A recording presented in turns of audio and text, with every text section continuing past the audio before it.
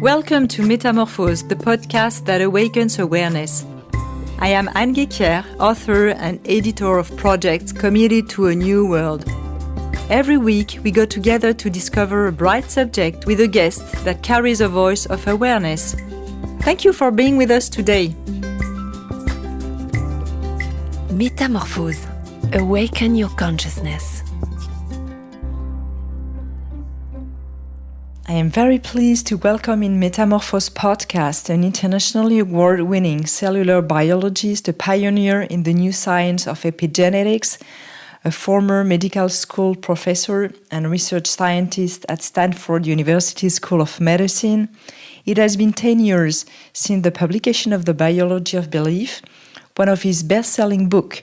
We are going to talk about the relationship between mind and body that changed the way we think about our lives, our health, and our planet. I am so happy to welcome Bruce Lipton. Hi, Bruce. Hi. Thank you so much for connecting, because I think together we have a wonderful story for the audience. Yes, Bruce Lipton, thank you so much. You're right. I think we have a wonderful story for our French audience and English-speaking audience. Thank you so much for being here. So my first and very serious question would be the following. It is now recognized that genes and DNA do not control our biology. Instead, they are controlled by signals from outside the cell. But a lot of people still believe that their genes control their body and health. This is a very deterministic view. Can you tell us more about your more optimistic belief, Bruce Lipton? Well, I guess if I get the question clearer here is that, well, a lot of people believe that this about the fact that genes control their lives. That's been the programming for the last 50 or more years in the world. You don't even have to be a biology student. It's just, that's common like folklore. And when biology changed its insights, it didn't really just come out into the public. And biology has recognized that genes are controlled by the environment, and more specifically, our perception of the environment. And this is the foundation of the new science called epigenetics. The old story, this character is under genetic control, would lead people to believe that genes were active in controlling different characters of our life, the quality of our life. Mm-hmm. So that was called genetic control, which translates as control by genes. The new science is called epigenetic control. And what's profound is the little preface. The word epi means above. So the new science, epigenetic control, translates as control above the genes. And I go, well, what's above the genes? And I go, the consciousness of the individual and how they perceive life and how they respond to the world. This is what controls the genes. And it's very important for people to understand what is the profound difference between the old story of genetics and the new story of epigenetics is this. When you have a belief in genetics, you believe you are a victim of your heredity. Meaning whatever is running in your family, cancer, diabetes, heart disease, there's a belief about that says, oh my goodness, I have those genes and those genes are going to cause this illness.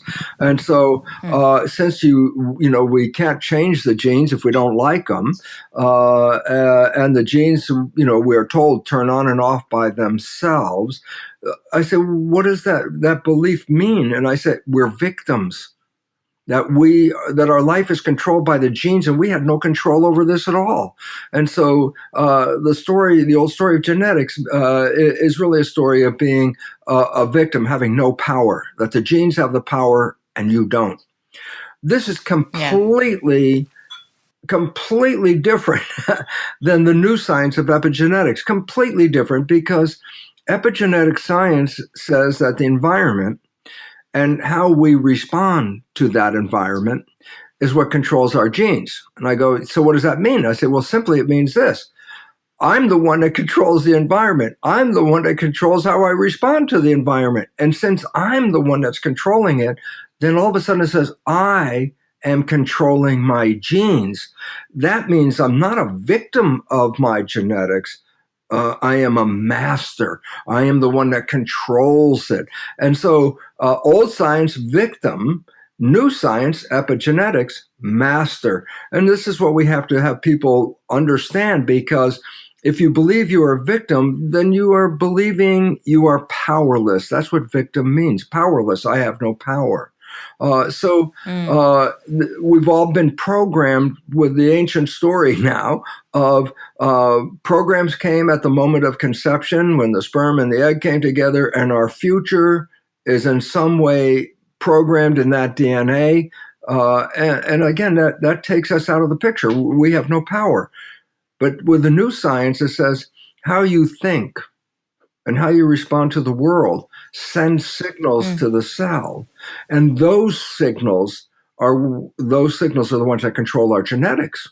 So you could have a healthy, normal set of genes, but you have a negative perception of life. You look at life as scary and threatening, or I'm afraid. I go, that kind of consciousness could actually create any disease. It could actually kill you. It's getting to the point of how important is consciousness? And so if I simplify it. Yeah, that's my question. Can you explain how our conscious and subconscious minds works and differs? Absolutely. To do this, I just take a little step back to explain the research that I did 50 years ago on cloning stem cells. So if I can abbreviate it as best I can, a stem cell is the equivalent of an embryonic cell. And all of our bodies have embryonic cells. Our bodies are made out of about 50 trillion cells, the total number of cells. But every day, cells die. Skin cells die. Hair cells hairs fall off. The digestive tract gets relined every 3 days. And I say, we keep replacing dying cells continuously because they die continuously. And I say, well, the significance is we have stem cells or embryonic cells in our body. So when cells die, we can replace those cells with the stem cells. So they're the embryonic cells that are still in our adult bodies. And this way, when every day we lose cells, stem cells are there every day to replace them. So that's why we stay alive.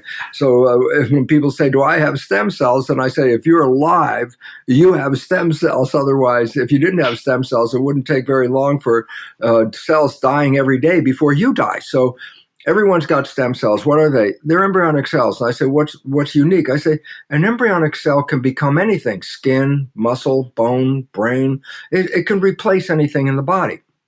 So here's the experiment, and I'll make the jump. And it's so important because it's so simple. And it goes like this.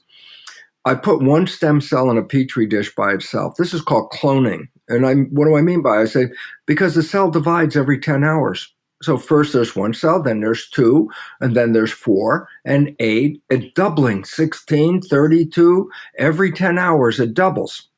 So I say, so what's the consequence? I say, in 1 week, after I put one cell in the petri dish, I've got about 30,000 cells in the petri dish. They kept dividing and dividing and dividing. And I go, yeah, but what's important? And the answer is this.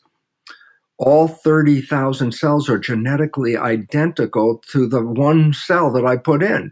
So the one parent cell, all the 30,000 cells that come from that, all have the same genetics. The point is, in cloning, I can create a very large population of cells, let's say 30,000, that are genetically identical. They all have the same genes. But now the experiment that blew my mind, because I was teaching in those days students about genes controlling life. So that was what was the curriculum. That's what we taught. But in my laboratory, I take those 30,000 genetically identical cells and I split them up into 3 different petri dishes. So each dish, all the dishes have genetically identical cells in them. But here's where my life changed. Is that when you grow cells in a tissue culture dish, you grow them in a fluid. I say, well, we call that fluid culture medium. I say, what does it represent? I say it represents the laboratory version of blood. If I grow human cells, I look at what human blood is made out of, and I try to make a synthetic version in the laboratory, and we call that version culture medium. So culture medium is equivalent to blood. And then I say, because I'm creating it in the laboratory, I can change some of the combinations. So I use the basic formula for culture medium, but I changed a little bit of the chemistry, just a little bit. And so I make 3 different versions of culture medium, almost the same, just slight chemical differences. And I say, I feed each dish with a different version of culture medium. So in the end, all the dishes have the same genetically identical cells, but each of the dishes has a different culture medium, which is environment. Culture medium is environment, okay? And so then I say, so what's next? What's next is this, is that I say, in the 3 different dishes, remember the genes were the same in all dishes. But in one culture medium environment, the cells form muscle. In a second dish with genetically identical cells, but a different environment, the cells form bone. And in a third dish, again, with genetically identical cells, but a different environment, the cells form fat cells. And so I'm left at the end of the study here with 3 dishes of cells. One has muscle, one has bone, one has fat. I said, but they were all genetically identical. What caused them to become muscle, bone, or fat? I say, the only thing that was different was the chemistry of the culture medium. With different chemistry, the environment caused different genes to be activated. So the point was this. And so basically, what did the results show? Genetically identical cells had different fate, they could be muscle, bone, fat, based not on the genes, but based on the environment, the culture medium in which they were growing. So basically, then the story that genes control life in this experiment, no, that's not true. It was the environment that controlled the genes. It determined what kind of cell it would be. Not the cell didn't make that decision by itself. It made it based on the environment. So I say, okay, then the chemistry of the environment controls the genetics of the cell. Yes, this is called epigenetics. The environment above the genes is controlling the genes. And I go, now, but this is a story of cells in a plastic petri dish. I want to make now the jump. And the jump is this. When you look at the human body, as I said, it's not a single thing. A human body is made out of 50 trillion cells. So if you can put in your imagination, a human body is like a skin-covered petri dish. Underneath your skin, you got 50 trillion cells. And I go, and you have the original culture medium, blood. So I say, here's the point. Does it make a difference if the cell is in the plastic dish or the cell is in the skin dish? I say, no. In either case, it's not the genes that controlled the fate. It was the combination of the culture medium in the plastic dish or blood in the skin-covered dish, because culture medium and blood are the same thing. So I say, guess what? A human body is a skin-covered culture dish with 50 trillion cells inside, and it's got the original growth medium called blood. And as I said, if you change the chemistry of the blood or the culture medium, you change the fate of the cells, and now comes down to the most important part. Well, if the chemistry of the blood is the culture medium and the chemistry controls the genetics, the next and most important question, then who or what is the chemist that makes the culture medium in the human body? The answer is the brain is the chemist. It adds things to the culture medium, hormones and neuro factors that adjust the chemistry of the culture medium. So the brain is the chemist. Then comes the last.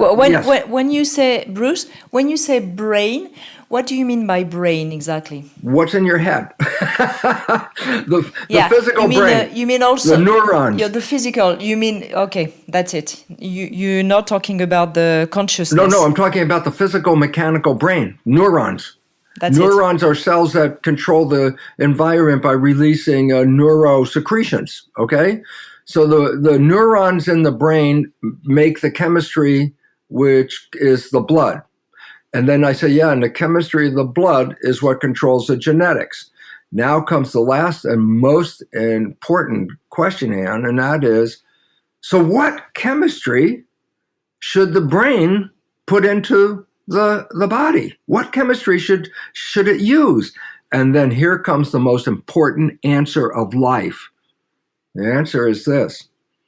The brain translates the picture in your mind into complementary chemistry.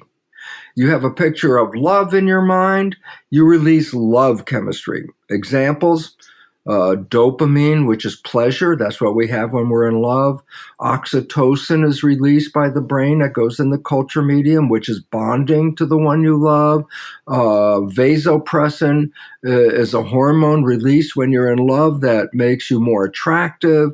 And growth hormone is released when you have a picture of love in your mind. These chemicals, and growth hormone does exactly what it says. When you are in love, the chemistry of the blood has growth hormone in it, which encourages vitality and growth.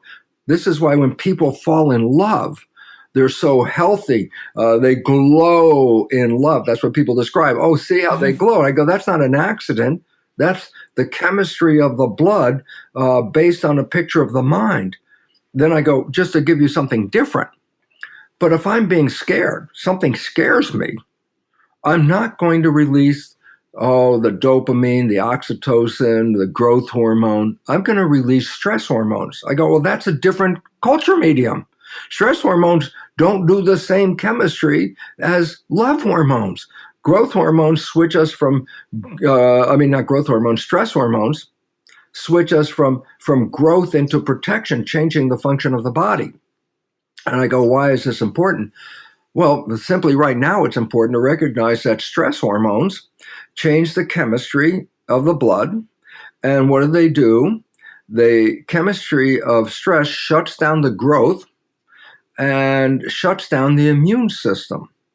I go, well, wait a minute, why should I shut down growth and immune system? And I go, when you are stressed, that's the ancient picture of a saber-toothed tiger chasing you. Now, it doesn't have to be the tiger today. It could be maybe your job is on the line. Maybe you lost your health care, or maybe you have no money or something. That's the equivalent of a saber-toothed tiger today because it threatens your life. So I say, when we're in a scary situation, we release stress hormones as if a saber-toothed tiger was chasing you. And I go, so what is the function of the hormones? I go, the body's systems, respiration, digestion, excretion, muscle contraction, reproduction, respiration, all of these systems take energy to run them. I go, yeah. I say, and most importantly, the muscles of the arms and legs that you need to run away from a saber-toothed tiger take lots of energy. So I say, if you're being chased by a saber-toothed tiger, what do you want to do? And the answer is this: I want to have all of the available energy in my body ready to run away from that tiger. I need every molecule of energy just so that I can keep out of the mouth of that tiger by running. So I go, so what does that mean? And this is the important part of a story. Part of the story is this: if I'm being chased by a saber-toothed tiger and I need all the energy I can, and I'm using energy for my normal functions, growth and maintenance and, respiration and all these things, then what the stress hormones do when you're in fear of that tiger is it shuts down those functions of the body that are not necessary when you're running away from a tiger. It shuts down those functions because that way it saves the energy and has the energy available now to run away from the tiger. So stress hormones redistribute the energy of the body. And two of the most important effects of stress hormone, as I said, they want to shut down systems that are not necessary so I can save the energy for running away from the tiger. Yeah. And I say, in that case, this is a positive effect, of course, because it saves well, us. it has a very negative effect because I shut down the growth and maintenance of the body. I'm not digesting the food. I'm not fixing and cleaning the body or filtering it. I'm putting all the energy to running away. And most importantly, the immune system uses lots of energy, but it protects you from a threat on the inside, not from the tiger on the outside. So I say, so what? I say, look, listen, when people get sick, sometimes it uses so much energy that sick people have trouble getting out of bed. They have no energy. I go, yeah, because the immune system uses a lot of energy. Now we'll go back to the story of a saber-toothed tiger is chasing me. But this time, let's say I have a bacterial infection and I'm not doing well. And I say, the tiger's chasing me. And I say, how am I going to split the energy? Should I put a lot of energy to fight the bacteria? Or should I put more energy to run away from the tiger? And the answer is actually pretty simple, and that is this. You want all of the energy to run away from the tiger. A bacterial infection is not the primary thing you need to take care of when you're running away from a tiger. So stress hormones shut down the immune system to save energy.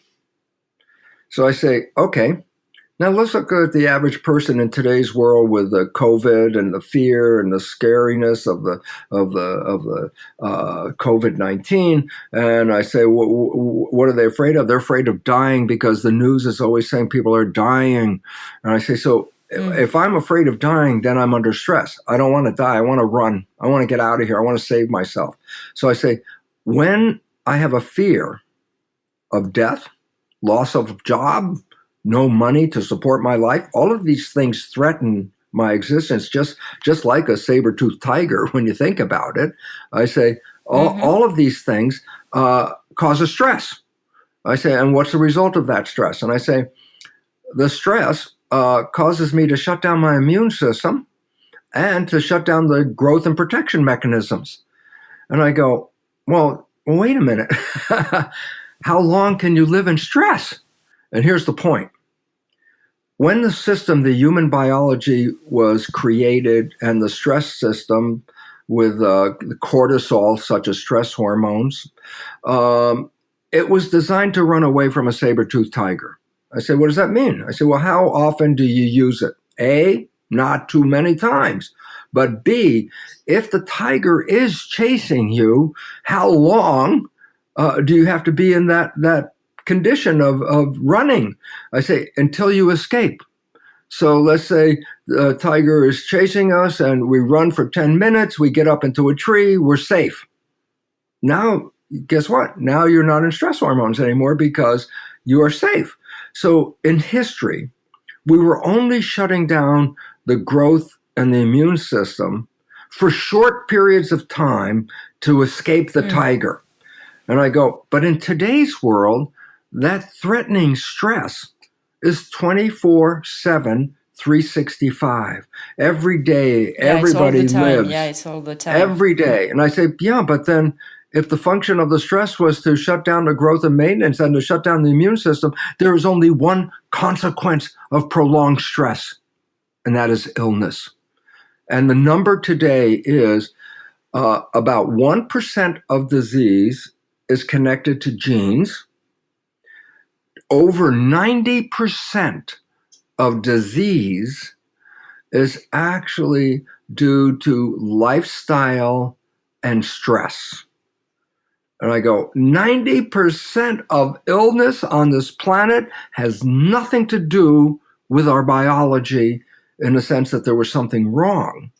It has to do with the fact that we're living in highly stressed out lives, and the stress chemistry from the mind, the picture in the mind of threat, is translated by the brain into cortisol and elements that affect the immune system called cytokines. And I go, so what's the relevance? I say, we are weakened people because the stress is compromising our immune system and compromising our vitality. And it's interesting because, for example, when you look at the COVID response in the United States compared to some other countries, it's like super more people are affected by COVID-19 and more people are dying. I go, why?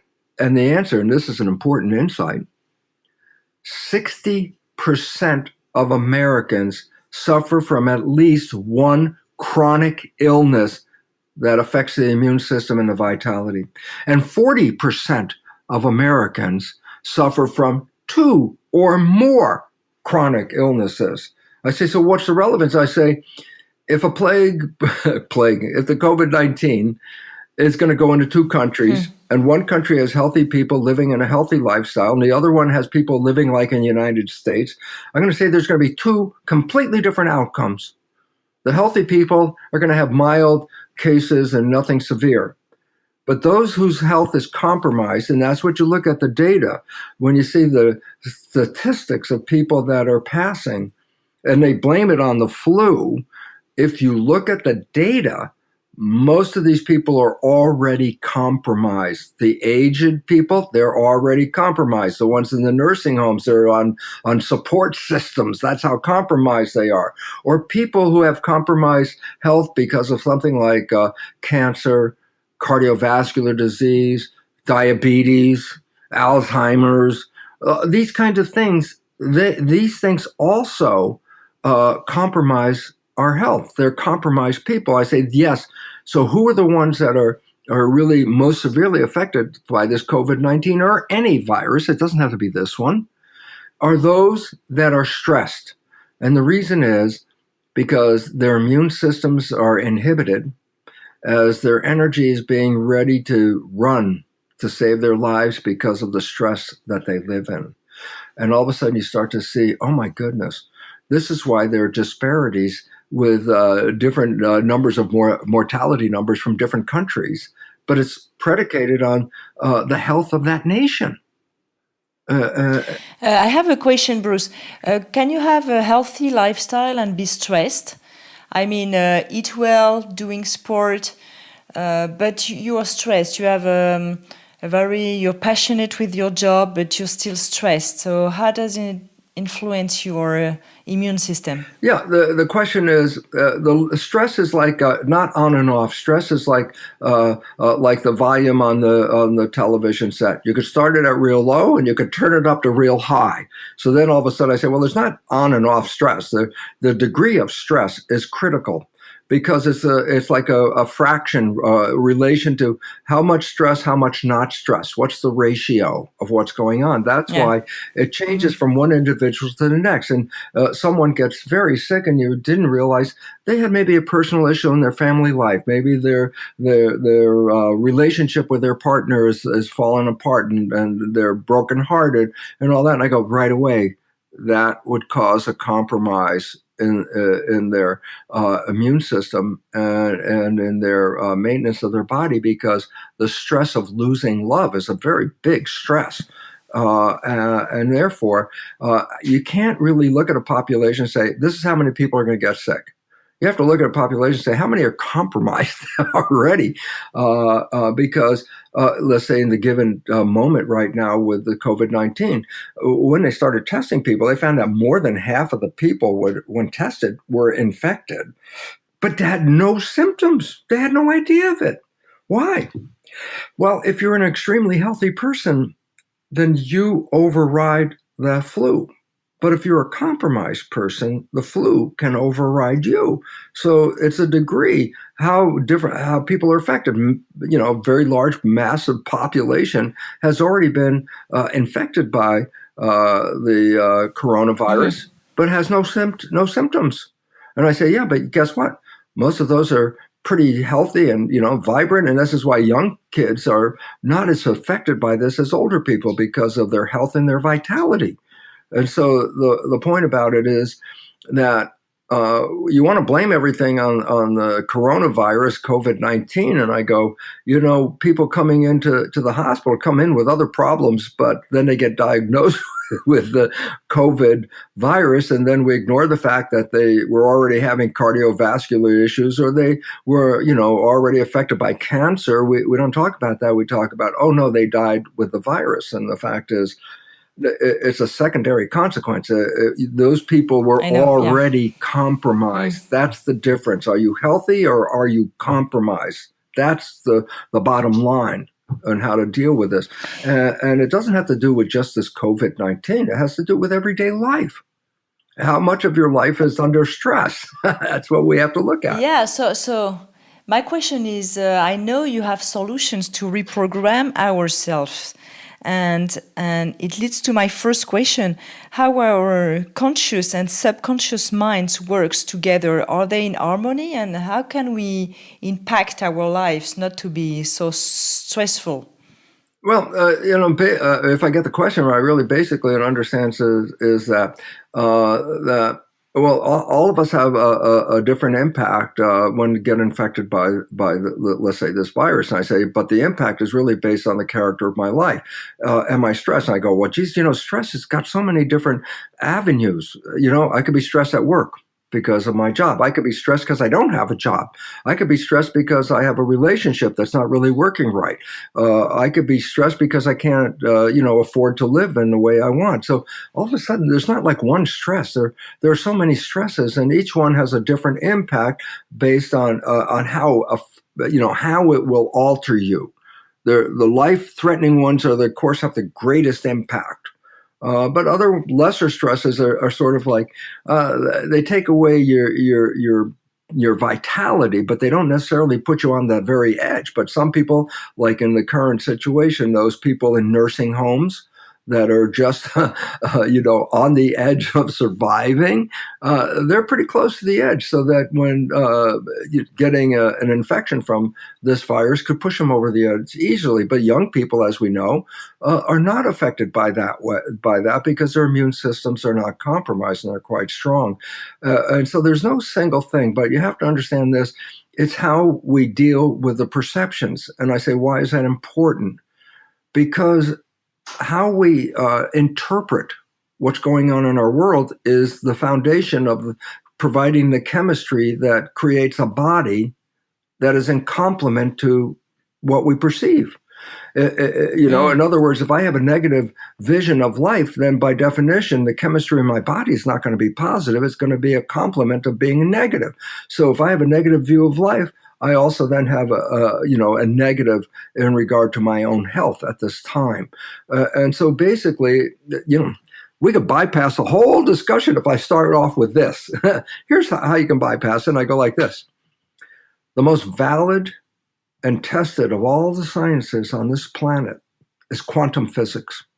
There is no science with more truth than quantum physics. I say, so why is this relevant? Because, listen, the first principle of the most truthful, valid science is consciousness is creating our life experiences. And I go, that's fundamental to the foundation of life on this planet or in this universe. Consciousness is creating this. And then I say, but this is where each person is different. Because two people can stand in the exact same environment and have two completely different perceptions and responses about that environment. One person could stand there and go, this is the most beautiful, wonderful experience I've ever had. And the other person is looking and said, this is a scary place. I don't like it. And I go, relevance is this. They're in the same environment. But each of them... Yeah, it's a perceptions. Each is a perception. So all of a sudden it says, then, as quantum physics says, our perceptions about life determine the character of our life. Now, in biology, this works out to be the foundation of what is called the placebo or the nocebo effect. And I go, what's placebo effect? I say, a person is sick. A doctor offers them a pill and says, this is like the newest research. This is guaranteed to heal you. And the patient is feeling so happy and secure. It got special medicine. And the patient takes the pill and the patient gets better. And then later we find that it was a sugar pill.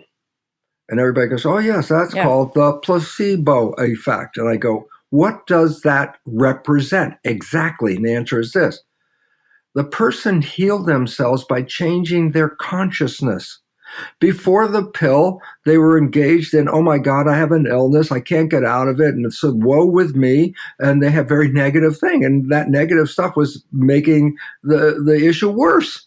But then the doctor comes up and says, no, here's the cure. Now the patient who hasn't tested the chemistry, just believes the doctor. My God, this is it. I believe this is going to heal me. And they get healed. And the reality of the placebo effect, it was just the consciousness of that individual that went very positive. Up to 2/3 of all healings in medicine are connected to the placebo effect. And I go, so why is this relevant? Because it meant that a positive thought resulted in a positive physiology, a positive health, a positive biology. And everybody goes, yes, yes, yes, placebo effect. I know this. And I go, but you haven't focused on the fact that placebo effect is a result of a positive thought. The point that is a question now is, what is the consequence of a negative thought? And this is the whole thing. It comes down to negative thought is equally powerful in controlling your life as is a positive thought. Except the negative thought doesn't take you to health. It takes you to the opposite end. Negative thought, which is called nocebo in medicine, nocebo. A negative thought can do the complete opposite of a placebo. Placebo can heal me from any disease. And in truth, a negative thought, nocebo, can cause any disease. And I say, why is it relevant? Because we only talked about the consequence of placebo as the influence of a positive thought, ignoring the fact that negative thoughts, which are the predominant thoughts of most people, if you look at them, negative thoughts are undermining them to the same power that a positive thought could heal them. And so you live in a world, you buy the news, you're afraid, you're scared to death. And I go, that alone is enough to kill you. You can die from negative thinking as much as you can save your life from positive thinking. So we want to reprogram for positive thoughts. Well, this is the nature, is because when you watch the, let's say, the news, and I say, well, how much positive news are they giving me? And how much negative news are they giving me? And it's not how much just negative news, it's how much negative news that can apply to me. So if I was on the news and I said, oh, there's a group in Armenia who are getting sick and they're going to die, and you go, oh, that's too bad. But then you hear the next news, the people in your neighborhood are getting sick and dying from this. All of a sudden it's like, oh my God, I'm in the neighborhood. Now there's a whole different sense of fear. If the problem was in Armenia, I don't care about it. But if the problem's in my neighborhood, I am potentially susceptible to the problem. I go, that's the belief issue that is different about why COVID-19 is different than previous flus. Every year, there's a flu season all of the time. And I go, so what's relevant? I say, so let's go back last year, flu season. A news article, flu season is coming, get your flu shot. And everybody goes, yeah, sure. Most people don't get the flu shot anyway, okay? But now I say it this year, and it has a little different story. The flu is coming and it's killing people everywhere. Millions of people are going to die. And all of a sudden it's like, that becomes personal now. If it was Armenians are dying from flu, it's like, geez, poor Armenians. But now I could die from the flu. Everyone could die from the flu. That changes the stress profoundly, because now I am directly involved in the negative thinking. If it was Armenians and they're having a problem, it doesn't affect mine. I'm not going to go negative thinking on it. They got to deal with that. But when it becomes my problem and I start getting negative thinking about, oh my God, this flu's going around, people are going to die all over the place. And it's sort of like, well, that was the first thing that, guess what? You just release stress hormones. And then what? You just shut down the effectiveness of your immune system. The fear has just made you a potential candidate for getting the flu. And the more fear you have, the more severe the symptoms will be when you get that flu.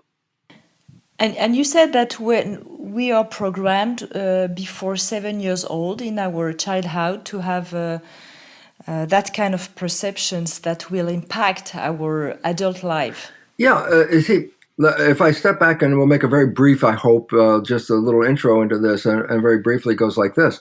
A brain is the equivalent of a computer. We've always talked about that. The brain is a computer. I go, absolutely it is. It's the most powerful computer that we know exists in the universe at this time. Okay?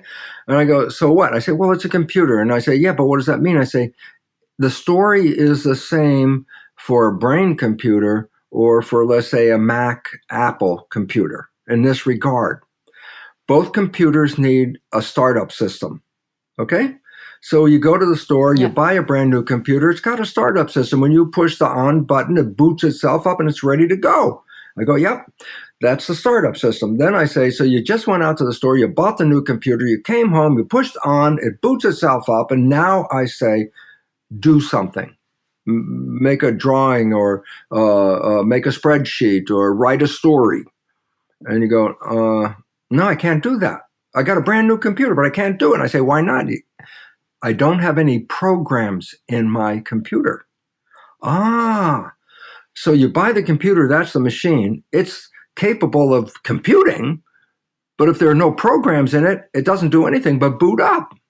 So a brain is a computer, and in the last trimester of pregnancy, the brain has a startup system. It can boot itself up. And I go, great, brain is on. What can you do? They say, well, no, you don't have any programs. So the first 7 years, the brain is designed to download behavioral programs by observing our parents, our family, and our community.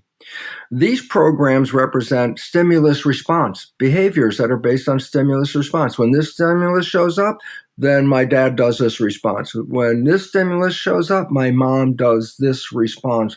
And so you learn how to deal to make a behavior, okay? So I say, so a child for the first 7 years is not using their programs in a sense of creatively. They're just downloading and pushing the go button, and the program is a habit. And it repeats itself over and over and over and over and over again as habit. And I say, the significance is when you are operating from the subconscious mind, you're letting the computer operate by programs alone. You can step away from the computer, you could go on vacation, come back, and the computer's been processing information all the time because it's using just the programs in the hard drive. But if you want to use the computer, then you bring the computer program up to the desktop, and you can follow the instructions of that program, or you can change the instructions of that program and all that. And I guess, so what's the connection that we just put together here? And it's simply this. A human brain is a computer. In the last trimester of pregnancy, it does now have a startup system, but it doesn't have any programs of how to behave, what to do. I say, how does it get it? I say, for the first 7 years, the brain is in theta, a lower vibration than consciousness. And theta is hypnosis. So a child learns the rules of being a family member and a community member, the rules of life, by just observing other people and copying their behavior. So the behavior in our programs, in our subconscious mind, the ones that were put in there, didn't come from us directly. They came from observing other people. You observed your mother, you observed your father, you download those programs. After age 7, you get to use those programs. But the problem is, as biology belief reveals, that 95% of the day, the conscious mind, which is the creative one, wishes and desires, creativity, conscious mind, 95% of the day, the conscious mind is busy thinking, not creating, but thinking in a sense of it's looking inwards. In other words, consider your body as a vehicle, like a car. Your eyes are looking out the windshield. As you move your vehicle, your body through the world, you look out the windshield and you maneuver. And then I go, but the moment you start thinking, your eyes are not going to look out, because thinking you look inside. Thought is on the inside. If I said, Anne, tell me what you're doing on Thursday, right now. I said, Anne, tell me what you're doing on Thursday. And it's not in front of you. I say, you can tell me, but where are you going to get the answer? You say, I'm going to think about it. I say, and thinking did what? It took my attention from looking out, and my attention now is looking inside, because thinking is looking inside for the answer. And I say, point, average person thinking 95% of the day. I go, so what does that mean? Well, their conscious mind, which is a creative mind that could take them to wishes and desires, lets go of the wheel because it's not looking out the window anymore. Now it's looking inside the head. I say, well, what if you're actually really driving a car and you start thinking? I go, when you start thinking, conscious mind stops paying attention to the road, goes inside for a thought, but immediately the subconscious is the equivalent of autopilot. It knows how to drive the car. So the moment consciousness says, look, I'm not looking out the window, I'm going inside, subconscious steps in and controls. And I go, and here's the problem. The subconscious is programs. That's not you. That's not creative. Those are programs you learn from other people, most of them being negative and disempowering, in fact. And I go, so what's the point? I say, when you're thinking, you lost control. Now you're being controlled by program. And I say, so why is that relevant? And I say, well, did you get good programs or bad programs? Did you get good driver education or bad driver education? Why? Because the moment you are thinking, the way you learned how to drive the program is exactly how you will drive that car. You will drive it according to the program. So the issues are then, if we are creating our lives, and we are, the average person is only using 5% of the day to create and manifest what they want. 95% of the day, biology is run by default through the programs that we received. If the programs are not supporting us, unfortunately, the conscious mind does not observe these programs, that we can sabotage ourselves, we can wound ourselves, we can hurt ourselves, with the conscious mind never understanding why, because the conscious mind is not looking out the window. It's looking inside. Whatever behavior is coming out, the conscious mind's not seeing it. Yeah, but what behavior is it? The program. Is it a good program? Well, great. Then without paying attention, it's going to lead to a good conclusion.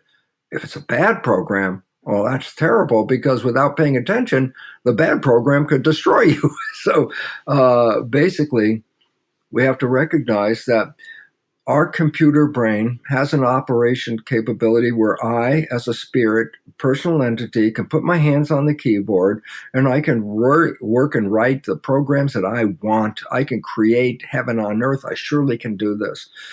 But when I'm thinking, which unfortunately is 95% of the day, I am not controlling my behavior. My behavior is automatically playing from a stack of programs that I downloaded from other people. So my behavior isn't reflecting me. My behavior is reflecting whoever I learned the program from. Yeah, Bruce, you think as a human being, one of our challenge in our lives are to change the programs? Absolutely. Well, you don't have to change all the programs. This is the part. Some programs are good. Some programs are really bad. So I say, well, how do I know what the program is? And this is really where, this is the next step. And I say, what do you mean, how do I know what the program is? I say, when did you get the program? And I go back, I go, oh my goodness, you were getting programs before you were born, when you were still in the womb. And you got programmed when you were 0, a whole year. At age 1, you got programmed another whole year to age 2. And I say, what program did you get when you were 1? What program did you get when you were 0? You go, I have no idea in the world. Why? Because you weren't conscious. So you have no idea of what programs were downloaded. So the first problem we have is my life is controlled by my programs 95% of the time. I didn't see the programs when they went in. Why? Because they were going in when I was 0, 1, 2, even 3, and I wasn't there. So then all of a sudden I said, well, now here's your problem. 95% of your life is controlled by your programs, and you don't even know what the program is. Why? Because it only plays when you're not paying attention. So I don't see it. I don't see the program. Why am I playing a program? The answer is simple. Because my conscious mind is busy thinking. And so I say, then when I'm thinking, I'm not actually in control. I say, no, the program is in control. And I go, and the same story, 30 plus years. It's funny because every time I say it, I always say the same story, because it is the same story, but it is so important, a story of giving insight. And here's what it is. Most people can go back in their life and say they were very close to a friend and they knew their friend's behavior very well. And in this particular case, they also know the parent of their friend. And I say, what does that mean? I say, well, so let's say you know a friend, and one day you see him behaving just like his parent. So you say something like, hey, Bill, you're just like your father, because that's where Bill got the program from. And then Bill will immediately get angry and protest. I am not like my father. I'm nothing like my father. Most people have an experience and they laugh because they've experienced it. I said, let me explain why that's the most profound story of all the stories we just said. And I go, what is it? Everybody else can see that Bill behaves like his dad. Why? Well, he got the program in the first 7 years of his life. He watched his father and downloaded how his father behaves. Okay. And I go, so almost everybody else is watching Bill says, yeah, that's just like his dad. And then you say, Bill, you're just like your dad. And Bill is the one that goes, what are you, crazy? I'm nothing like my dad. He's the only one that doesn't see it. I go, but there's a reason why. And the answer is, why is he playing his dad's program in the first place? And the answer is, because his consciousness is focused on thinking inside and therefore not observing the program behavior playing outside.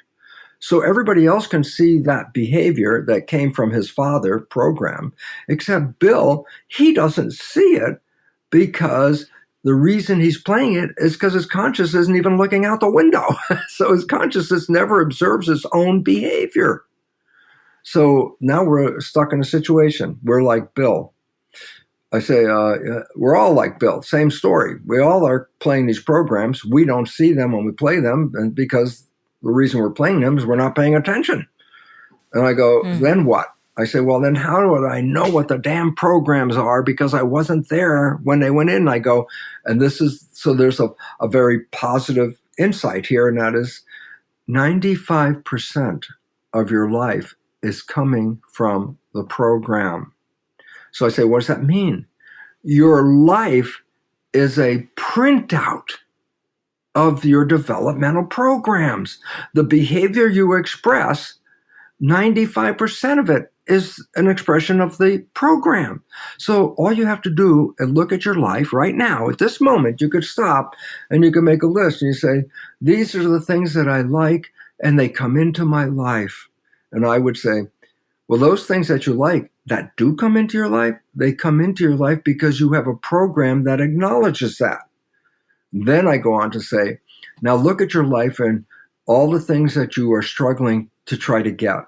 Relationship, good job, health, whatever. You're struggling. I'm working hard to make it happen. I'm putting a lot of effort in here. I'm sweating over it. I'm going to make it happen. And I say, stop. And realize this, why are you working so hard to get to those destinations? And the answer is simple.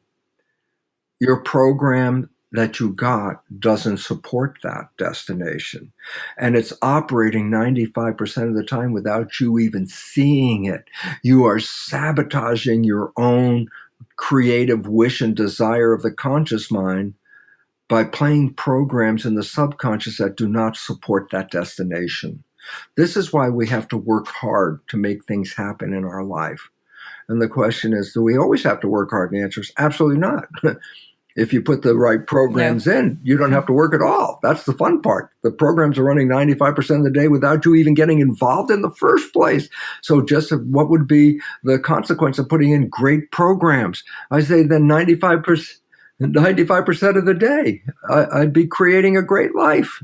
So how can you put great programs in your life so you don't have to make effort to have a great life? I mean, yeah, well, you don't have to work hard. You have to, just be creative and be yourself. How can we do that? Well, the first thing is this.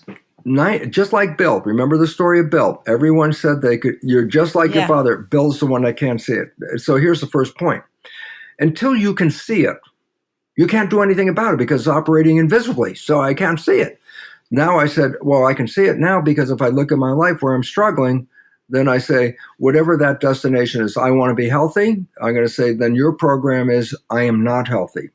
You want to have a great relationship? Your program is you're a bad relationship material. And that's why no matter how much you're trying to find a good one, it's not going to work because 95% of the day you're going to play crazy bad relationship habits. So the most important thing is, because just like Bill, you don't see the negative behavior as you're doing it. And this is the hard part. You ready? To have a friend, a partner, a mate that understands that the behavior that's coming out is not always the behavior of who we are. The behavior that's coming out is almost always 95% the program. So if I'm in a relationship and all of a sudden, let's say I'm in the honeymoon phase and I say, what's honeymoon? And this is important.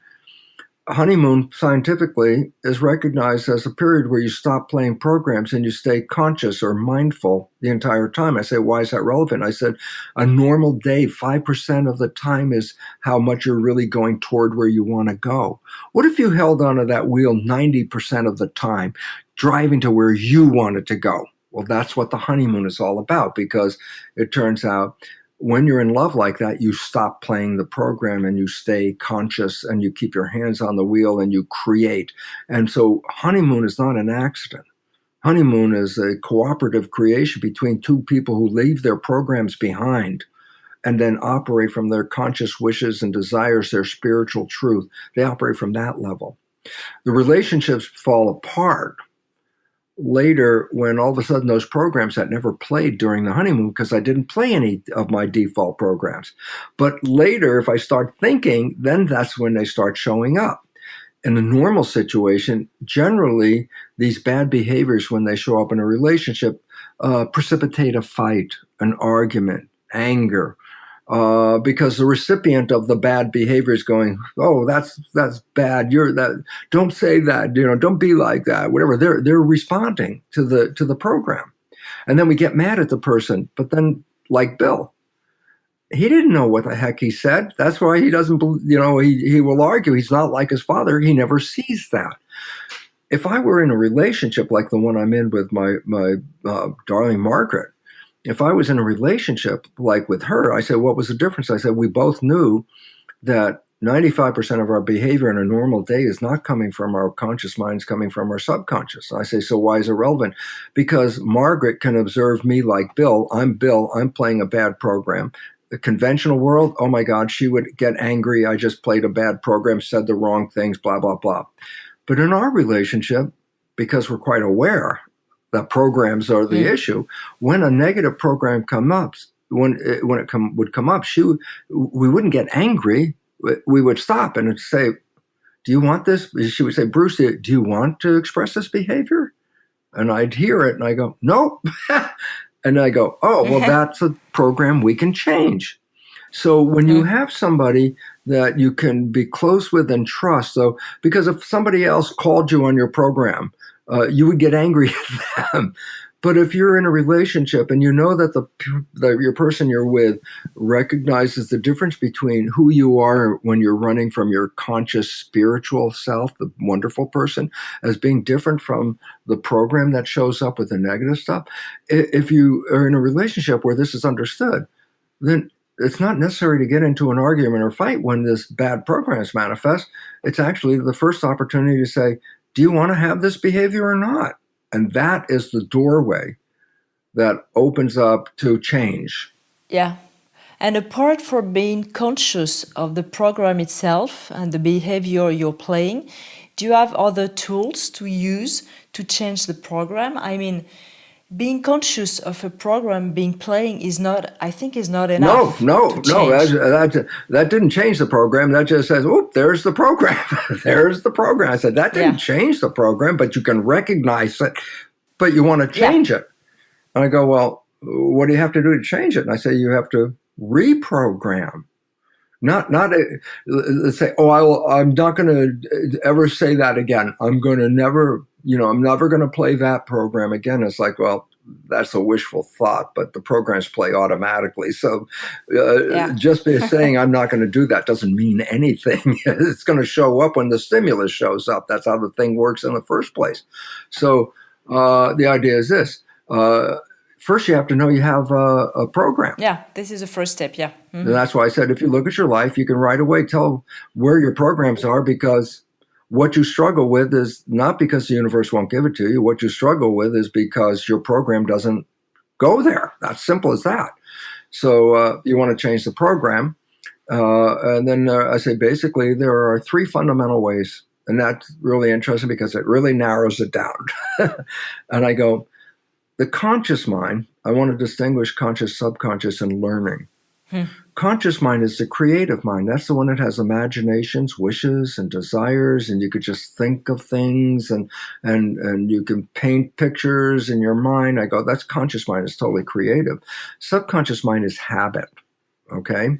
So they learn in different ways. The creative conscious mind can learn in any number of ways. A person listening to what we've been talking about on this podcast or this recording could say, "Oh, wow, yeah, I could see what's going on. I could see where the program is." Okay, but the issue is, although I can see it, I want to change it, and I say conscious mind, because it's creative, can learn in any number of ways. Listen to what we said, and the conscious mind goes, "Oh yeah, my problem is the subconscious mind. Yeah, my problem is this behavior," and I go, "Great." That didn't change the problem. That just brings consciousness to the problem, okay? I say, because the problem is not in the conscious mind. The problem is a program in the subconscious mind. Oh, that's different. The creative conscious mind can learn by reading a book, listening to the podcast, watching a movie. The creative conscious mind can go, aha, I have a new idea. Boom, it changes itself because it's creative. The subconscious mind's not creative. It's a habit mind. You learn a behavior through habit. And when you practice that behavior, it becomes program. And I say, well, how did you learn in the subconscious mind? I say, there's two natural ways that we program the subconscious mind.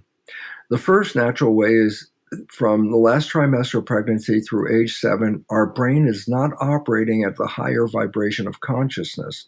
It's operating at a lower vibration, theta, which is, theta for a kid is imagination. We talked about theta, but theta is hypnosis. So I say, oh, you got programs in the first 7 years because your brain wasn't even at the operating level of consciousness. It was lower in consciousness. And in that state, whatever was heard or seen was directly downloaded into subconscious. Conscious wasn't even working.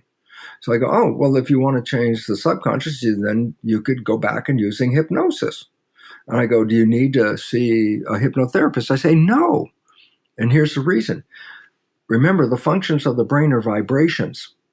Theta is a lower energy vibration than alpha, which is calm consciousness, and a higher one, beta, like schoolroom consciousness. So at work, we're in beta. When we come home and start to relax, the vibrations of the brain also begin to relax. So we go from a higher vibration of beta, and when we start to relax and become calm, we're in what is called alpha, the lower vibration of consciousness. And then I say, then what? I say, as you're going to sleep, consciousness is going in and out, in and out. It's shutting off. I say, well, what happens when alpha shuts off? Well, now you're sleeping. You're not hearing anything with your conscious mind. I go, yeah, but the next vibration after alpha is theta. That's the one before sleep, which is delta. So the point is, every night when you go to bed, if you put earphones on and play a program that you want to be true in your life, whether it's for health or relationships, making money, I don't know, a program that you want, you put the earphones on, put this program on, just as you're going to bed. And you might hear some of the program as long as you stay in alpha. But the moment you fall asleep that's when you drop out of alpha.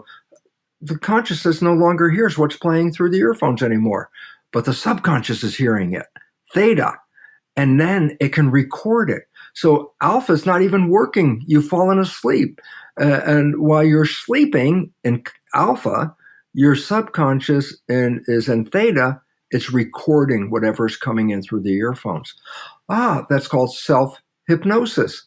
So you can put a program in via hypnosis, theta, but only the moment you fall asleep. So that's why you put the earphones on. And the moment you fall asleep, whatever is playing through the earphones is now being downloaded directly via hypnosis into the subconscious mind. So you can put a new program in right that way. Then I go, okay, that was number one, self-hypnosis, earphones program, blah, blah, blah. Okay, number two.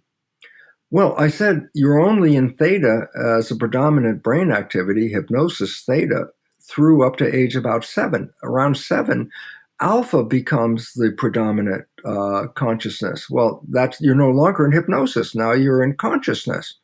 I said, but I can still learn programs. I say, how do you learn a program? I said, practice. You want to play an instrument?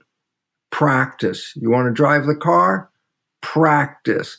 Anything you want to do after age 7, if you want it to be a program, is you make it a habit by practice, repeating it over and over and over again.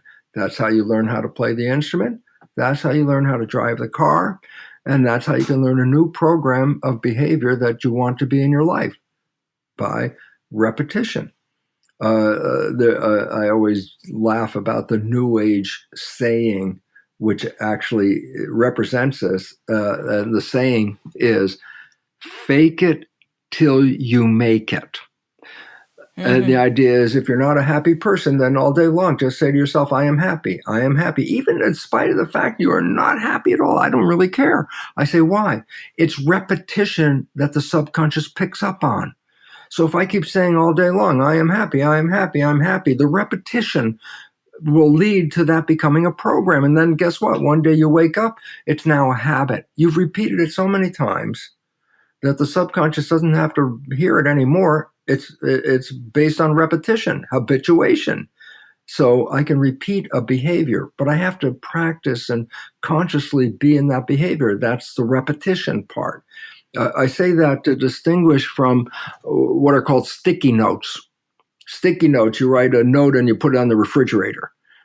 I go, that's not a habituation. That's not a practice. That's like a suggestion. Sometimes you walk by the refrigerator and go, oh yeah, there's that statement. I should know that. I go, that's not a habit-making thing. You actually have to do something. And so repetition of a new behavior will manifest a program expressing that behavior. That's number 2. And number 3 is the more exciting of all of them, because it's something new, and it's called energy psychology. And it involves activating the brain to be in a super learning state. I go, what's super learning? I say, I can show you the use of super learning. If you go and watch somebody, they can read a book by moving their finger from the top of the page to the bottom of the page. Just swipe down the page. As fast as they move the finger down the page, they read every word on the page. They can read an entire page of text in 5 seconds just by, boom, move the finger down, boom, move the finger down. And that's an expression of what super learning is about, the capability of it. Yeah. I say, if you can engage the super learning process, you can use energy psychology modalities to change a program, not in days or weeks. You can change a program in minutes, but you have to engage a super learning process, and that's why these different modalities exist. And just for convenience, on my web page, brucelipton.com, under belief change modalities, I think there are about 25 different versions of energy psychology with their websites, where people can look it up and find one that feels that appeals to them as, oh, I like that one. They could find one, and I say relevance is this: it's almost immediate rewriting, almost immediate. It only takes. You did it, of course. Of course, I've used it. I wouldn't. How did it change your life? I wouldn't be here without that. Of course, I know. The one I used was Psyche, and I wasn't able even to write my book, Biology of Belief, because a program that was protecting me, a subconscious program. I said, what was it protecting you? Because the idea, if I wrote the book the way I did, it would put spirituality and things in there that conventional sciences would be angry with and alienate me. So my subconscious didn't want me to write the book, because if I wrote the book, I would lose my, Credibility, yeah. whatever in the field, and so my subconscious kept canceling the book, and I couldn't write it. It was protecting me, knowing that if you finish this book, you jeopardize your credibility. And so I couldn't write the book until what? I changed it and actually put in a program of how I want the book to be written, it was the most amazing experience of my whole life. I put down 3 characters. I want it to be fast, I want it to be easy, and I want it to be fun. I programmed that. That was a program. And within a few short months, the book was finished. And I'll always, I laugh at it because how long did the programming take? Well, it was about 15 minutes or so. And I did this, months before, forgot about it, like by the end of the afternoon. I didn't even pay any attention to the fact that I put this program in there through one of these psychology modalities. I forgot that I even did that. And then several months later, the book gets finished, and I'll always remember this. I'm at the dining room table, finishing the second and final reading of the manuscript. I'm going to send this in right after this second reading. I'm finished, and I get to the end, and I read the last sentence. It's done. And in a moment, I sat there and I just smiled because after this whole project, I got this book here in front of me. And I sat there, and it was funny because the first thing I thought of was, well, wow, that was kind of fast and it was easy and it was kind of fun. And then I laughed because I had forgotten I even used those words to describe how the book was going to be written, forgot about it completely. And on the last moment, finishing the book, they just came back into my head. Exactly what I programmed is exactly the way that book came out. It was exciting. And using this process, Margaret and I have changed our programs to such an extent that our subconscious programs match the wishes and desires we would love to have in life. I say, so why is it relevant? I say, whether I'm thinking and creating wishes and desire, not thinking, whether I'm, using my conscious mind and driving the vehicle and that conscious mind going toward wishes and desires. When I'm thinking, now I go on automatic. Guess what? My subconscious is still playing the same programs of wishes and desires. So it's running not 5% of the day wishes and desires, it's running 100% of the day wishes and desires. And then I see my life now, and it's like, it's so hard to, explain it, to make it real for other people. But I have had 2 lives on this planet. The first part before knowing how to do the program, and the second life, which is the honeymoon that I've been on with over 22 years with my wonderful partner. This honeymoon is 22 years. Why? Because we changed the programs. This is a second life version in the same lifetime. This is the heaven on earth creation that I'm experiencing right now. It's not an accident because the first 40 years I didn't have those programs. I never want to relive those again. But since then, it's magic. Life is magic. Is it magic? No, it's creation. It's what quantum physics said it was. My consciousness is creating heaven on earth because that's what my programs have been designed to do.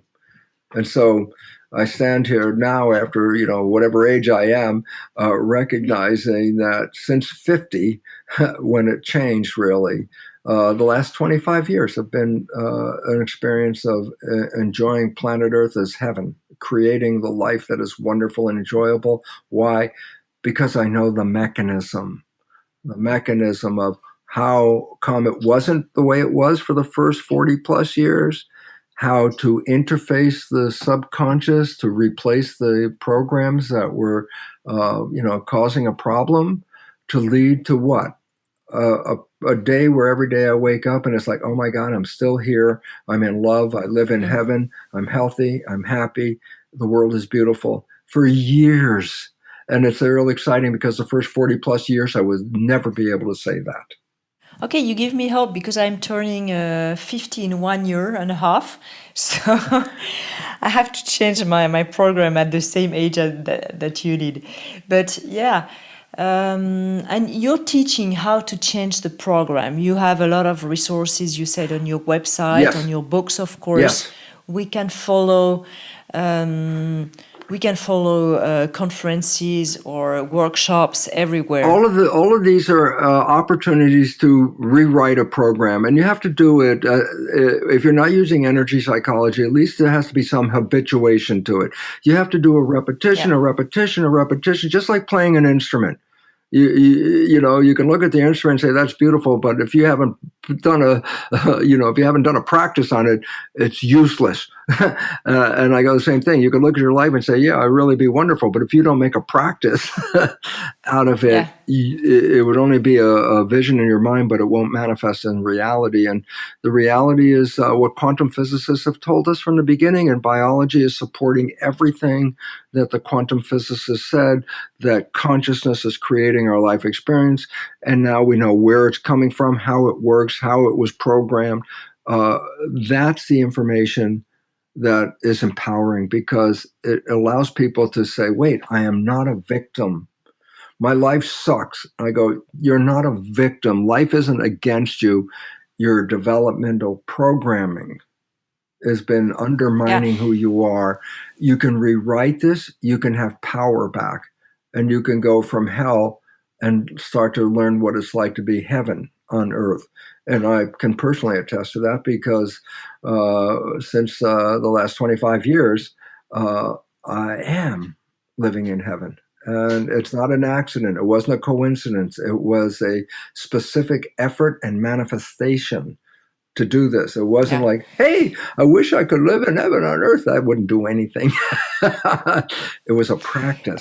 Bruce, do you recommend a combination of earphones programs plus the repetition? Does it work, of course, better if it's done together? The whole idea is this. I recognize that the more ways you do it, the more effective it is. If you just do it one way, okay, that could work. But if you do it 2 ways, it could be faster. And if you do it 3 ways, it could even be faster than that.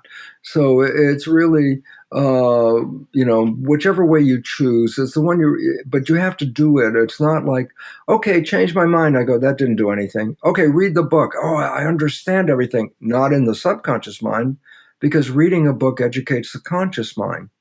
And this is the issue. We generally have wonderful conscious minds. And I go, so what's the issue? And I say, because we can get the conscious mind through education, life experiences, go to the lecture, read the self-help book, watch a video. You can get all this and have a conscious mind that's super educated. I go, yeah, but if you don't change the programs in the subconscious mind, I don't care how smart your conscious mind is, your limitations are not from the conscious mind, your limitations are subconscious. So the biggest effort is, yes, I've educated my conscious mind. It's got all the great ideas. I read it in a self-help book. I know how to do it. And I go, so that's fine. But unless it's a program in the subconscious mind, that will not manifest more than 5% of your life. That's how much your conscious mind's going to run it. And 5% is not enough. Are you still doing it today, or you're done? If something would come up, I would do it. But right now, I'm really pretty happy, because for the longest time, everything has been wonderful. But the point is, as we've done it in the past, Margaret and I, what we've done is something shows up. That is the moment to say, okay, let's do an energy psychology modality, the one that I like. Let's do that. Change it. Because in 15 minutes, I can walk away and be a different person. And that's what we do. Okay. Bruce Lipton, thank you so much for your super conference with us today. Well, I am so happy to be here with you, because the mission statement is, yes, I'm living heaven on earth, but there is an understanding to it, and it's available to everyone. And that's the mission. So, Anne, I want to thank you so very much for providing an amplification to tell people the story, to at least get them on a track that you don't have to be a victim in this, that we're all creators, and that there's a future heaven on earth for all of us. Yeah, thank you so much for that. Thank you to Margaret also for organizing. I will do that. Thank you so much. Everything. And we hope to see you in France for a conference soon, of course. That would be great. I remind the title of your best-selling books, The Biology of Belief and The Honeymoon Effect. and we can find you on your website brucelipton.com. Thank you so much. Check out the special guest of the week on Instagram at Metamorphose Podcast. If you like this podcast, promote it by giving it 5 stars on Apple Podcast and subscribe to follow all the episodes for free. Metamorphose. Awaken your consciousness.